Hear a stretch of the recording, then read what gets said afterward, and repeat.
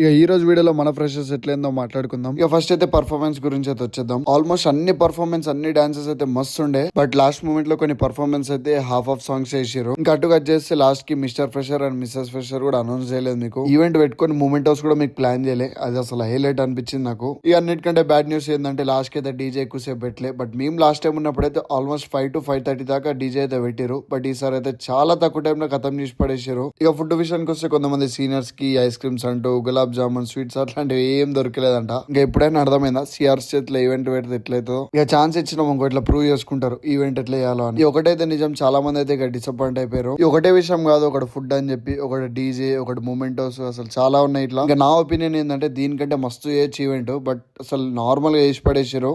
కాజా ఫ్లిక్స్ friends అన్నమాట. కాజా ఫ్లిక్స్ కి like share subscribe చేసేసుకోర్రి. తొందరగా 10K అయితే మాకు